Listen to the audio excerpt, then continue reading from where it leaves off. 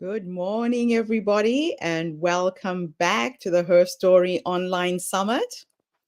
This is Gertrude Mache here in beautiful Melbourne, Australia.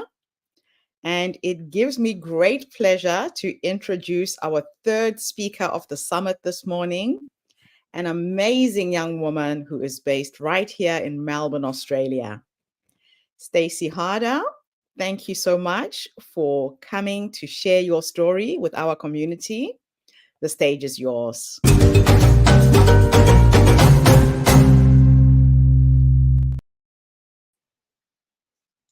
Hi. Have you ever felt helpless, witnessing violence that you couldn't stop? If you experienced this before adulthood, place your hand on your heart. 1 in 7 Australians face childhood abuse. So 1 in 7 here today may carry this trauma. For our children who've witnessed domestic violence, 43% go on to experience partner violence. Lower your hands and consider how this violence is plaguing our families. I am one of those children, and I'm here to share how I transformed my suffering through creative writing. At 5, I witnessed my dad violently beating my mum. By 10, I was tormented by nightmares, and the abuse continued. By 16, my younger family members were turning to drugs. My reality felt unbearable, and I became a child with an anxiety disorder. In the last year of high school, I ran away from home, and it was not long before I was raped.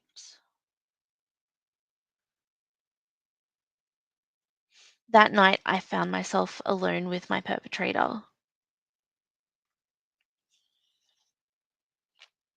I cannot change what happened, nor the pain that filled my childhood. 1 in 5 Australian women who experienced sexual violence are listening to this. And after the rape, I was met with questions. Are you sure it was rape? Are you sure you said no? Are you sure you want to press charges?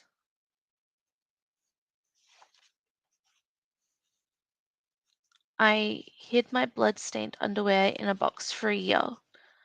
So, yes, I was sure. Sure that what happened was wrong, and sure that someone had hurt me. In quiet moments between my pain and my imagination, I found hope. I was turning pages instead of turning to alcohol and drugs. And I want to share with you how writing became my refuge, how we all have the power to reshape our narratives. We possess the ability to revisit and rewrite the chapters of our lives, regardless of our past. We can be our own hero. We can transform our pain and forge a meaningful future. So, pick up a pen and paper. I encourage everyone to write down your painful memories and create a new narrative for yourself. Imagine this is crafting your own second reality where you give yourself a hero. So go back and hold your own hands and say the things that you wish someone has said and become your own best friends in the chapters of your life. Thank you.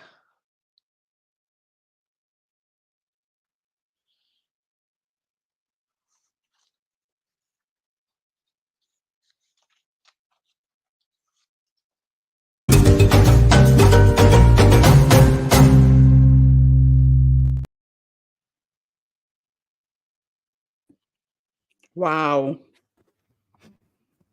You know, Stacey, every time I talk to you, you blow me away. What you experienced as a child, unfortunately, is a very common experience for most women.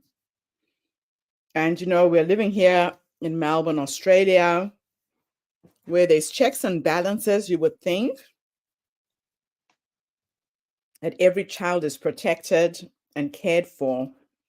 And yet you went through all of this and you've come out on the other side with so much positivity and inspiration and strength. I really commend you for who you are and for what you're doing. So let's unpack your story a little bit. In the time when you were going through all of this, were there other people around you, in your neighborhood, in your family, who could have been there to support you and they weren't? A lot of people who experience partner violence, they end up being isolated. And unfortunately, the children in those families get isolated as well. Um, we moved around so much, and a lot of the family that I knew was in another state to me, so they lived quite far away. Um, and I guess there's also this sense of estrangement, not just because of the distance, but because um, I suppose people like adults looking at children like that and feeling like they don't know what to do or they don't know how to help, they make a choice in their mind to either worry about it forever or Mm, live their life. And I think unfortunately a lot of the time the children in that situation just get forgotten. mm. Yeah, it's really sad. So, how does childhood sexual abuse affect a person's sense of self worth and relationships in adulthood? Yeah, look, I think in some ways it depends on at what stage of development the abuse is happening. Hmm. I imagine that the younger you are, the more confusing and impactful it could be. Just as I suppose the more violence the experience may impact like the way that you process it or how well you're able to recover. And then from person to person, even some people are just more sensitive or they have prior issues, and then this event could be more upsetting than it would be for someone from a different background.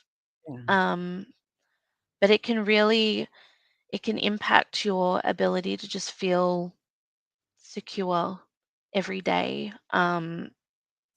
It can impact um, I know, just that sense of safety when you get up in the morning and you walk around, and then that seeps into other aspects of your life. Suddenly, your brain kind of can create these habits of, oh, I'm anxious, I'm anxious, I'm anxious, I'm scared. And then, Mm, next thing you know, you can't even hear the thoughts triggering it. It's just a part of your existence. yeah. Um, Wow. and that's just my experience. I think it can impact so many people in so many different ways. Um, it's an ongoing list. Mm. So, were you at school? Were you school going age at that time? I had just left school. Um, I was about 19 when it happened. Mm. Yeah, Yeah. so now there wasn't even teachers who could have been around to see whether you were okay or not. Yeah. Yeah. That's very true. I I remember at that time I actually I was in uni and I dropped out um, after that happened. Mm, So I suppose it really impacted the course that my life could have taken because I don't know if I'd mm, finished that degree at that time. I don't know. Maybe I would have started publishing books sooner or had a totally different career. mm. So, in your experience, what are the most effective therapeutic approaches for helping survivors of sexual abuse to begin their healing journey besides the writing? Besides the writing, I think one of the best pieces of advice I give to people of any kind of trauma is to see a therapist. Mm, A lot of people are still hesitant to see therapists, yeah. or they'll have this sense of, oh, I saw one once and it, didn't really work for me. Mhm. Um, and I think I really like to remind people that therapists are people too, and Yes. it's just like when you see a dentist or I don't know, you have a school teacher. There's some that you will get along with and will resonate with you, Mhm. and who are good at their job. And there are some that aren't. So sometimes you do have to shop around a little bit. But when you find Yes. someone, it's good. Mm. So, how important is it for survivors to speak about their experiences? And what are some of the ways they can do this safely? I think it's so important to speak about what's happened. And I guess I want to say like at your own pace as well. Yeah. Like if you don't feel like, oh, I want to tell everyone right now and make this, really heard. If you need more time to process, then you take that time.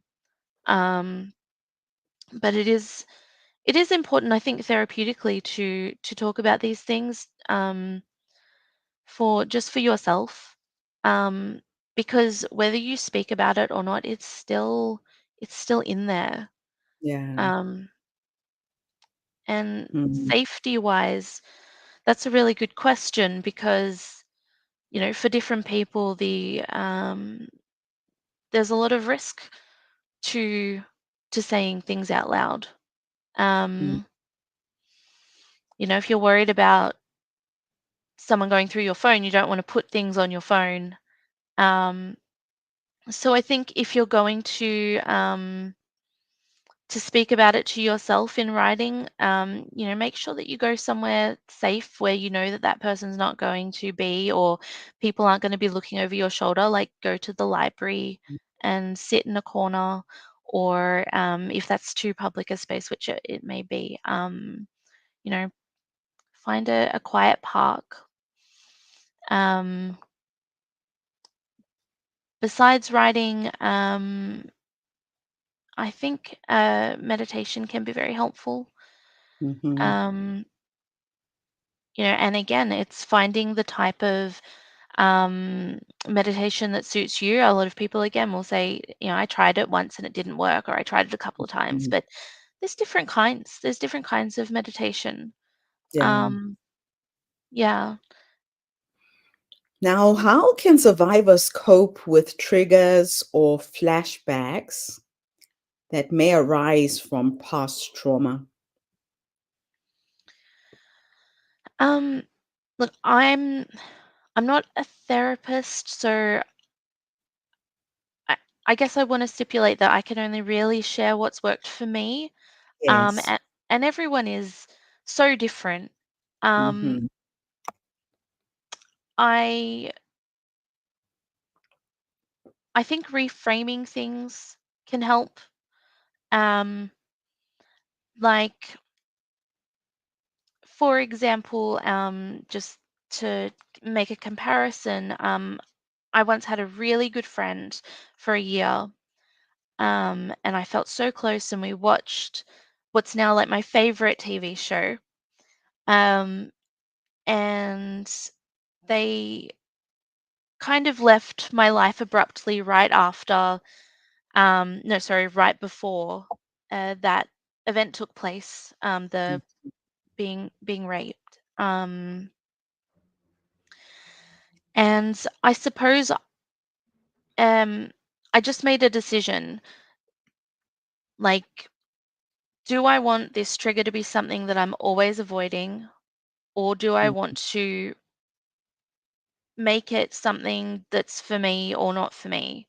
And triggers can be something small and less meaningful than a TV show, but if it's Mm-hmm. something that's popping up every day, then you know, I think sitting down and just taking that time to, I don't know, maybe re-experience that trigger safely.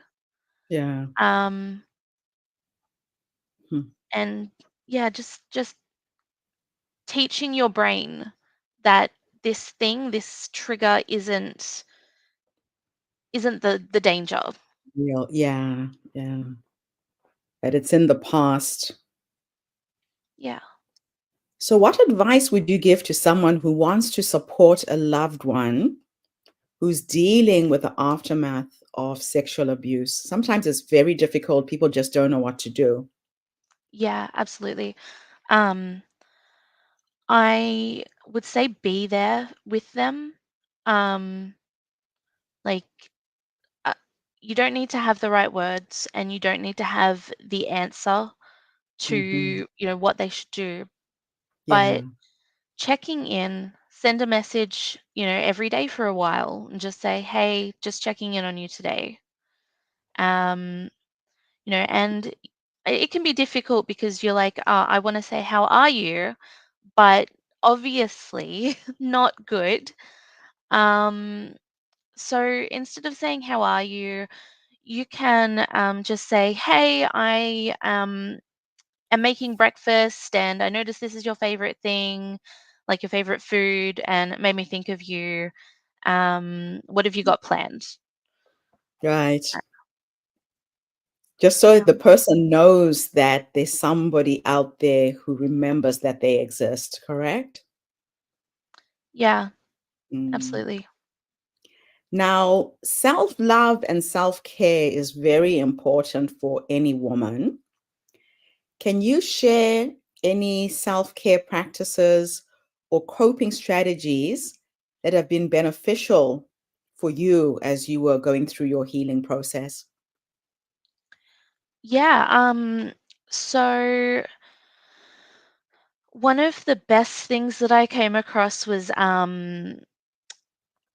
I guess, and a lot of women go through this issue of they'll have a weight issue as a result of just emotional problems that they're, whatever it may be, a trauma or whatnot. And I came across a resource that it's the No BS weight loss program. Now I Okay. know this sounds a little left, a little out there, but they really focused on all these like psychological support. Sort of, they looked at the way your brain is working and focused on that. Um, and I learned so much from that, from that, Mhm. and they've got like free resources. I don't want to talk about them the whole time, but just having a community of people online that I could bounce ideas with or connect with, Mm. and also learning like different techniques, like how to um, take a thought and just totally reframe it on paper. I think it was like writing down a sentence and just really noticing, is this a real thing, or is it just something my brain is saying? Because sometimes our Yeah, brains are just saying the worst thing. yeah, yeah. Um, Outside of that, though, I think yoga has been amazing for me. Okay. Um, I love practicing yoga.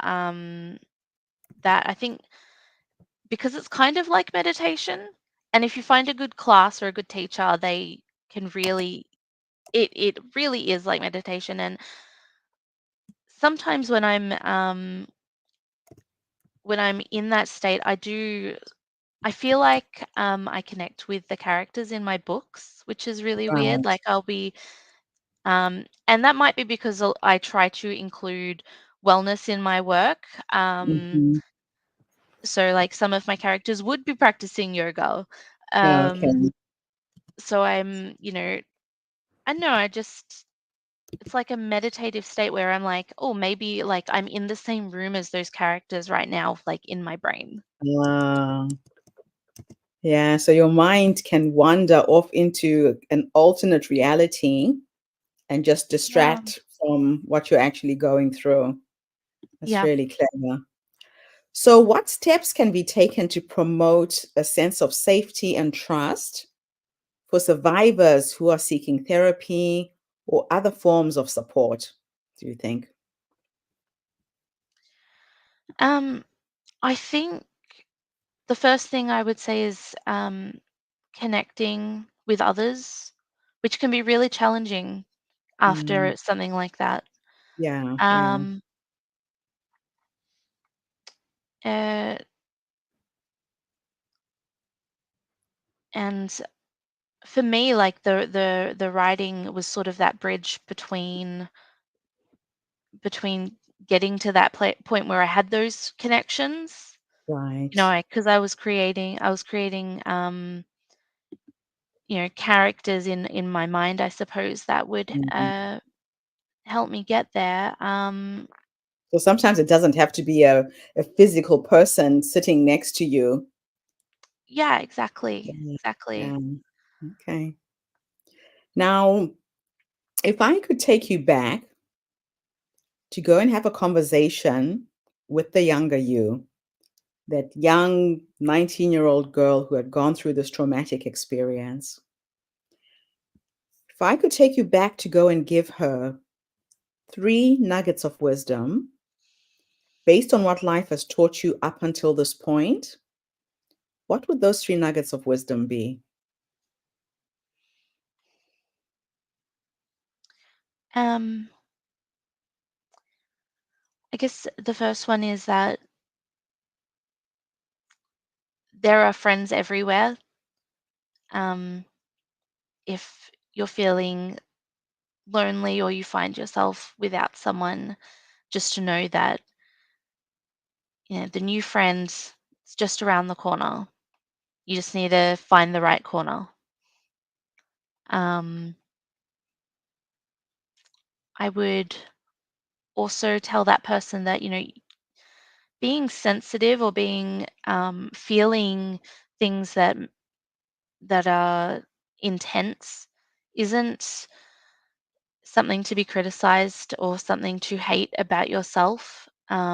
It's the strongest people in this world are the ones that can feel to that fullest extent and not hide from those feelings. So to believe that in yourself that you are a strong person. Um, and just to the last thing would be just to keep getting up, keep trying. There's no point in life where you become the perfect being. It's all just this journey of just moving forward. So as long as you're working towards moving forward, um, then that's all you need to do.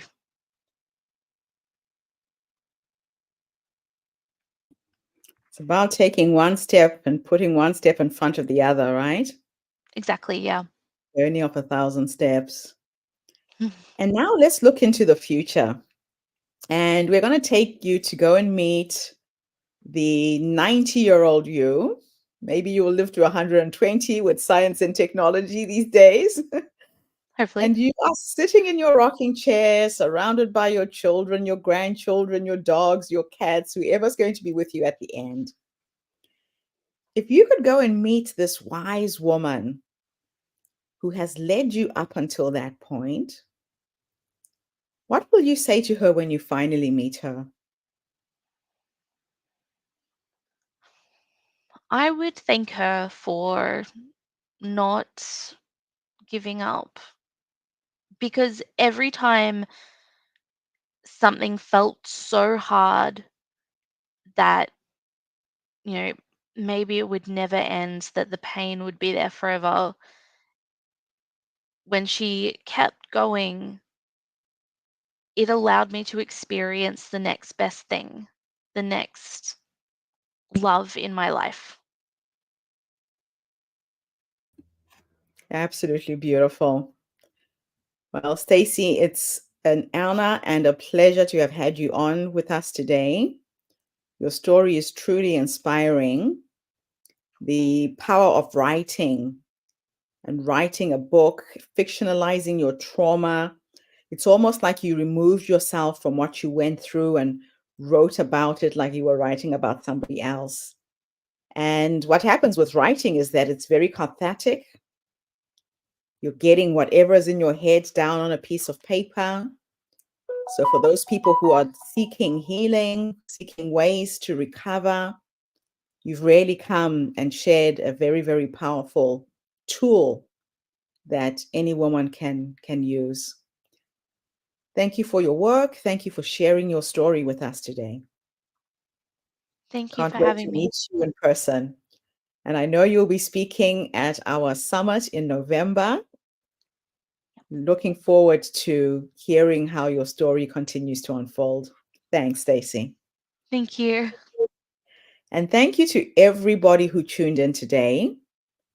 The Her Story Circle is a social impact movement. We bring you the stories and voices of women from all over the world who bare their souls, they share their pain, not to make you sad, but to uplift you, inspire you, energize you, and turn their story into the light at the end of the tunnel for another woman who might be going through a similar challenge. So tune in again tomorrow when we have yet another amazing speaker. In the meantime, have a fantastic day, morning, or evening, wherever you are in the world. And Stacey, thanks again for being with us today. Thanks. Bye for now, everybody. See you tomorrow.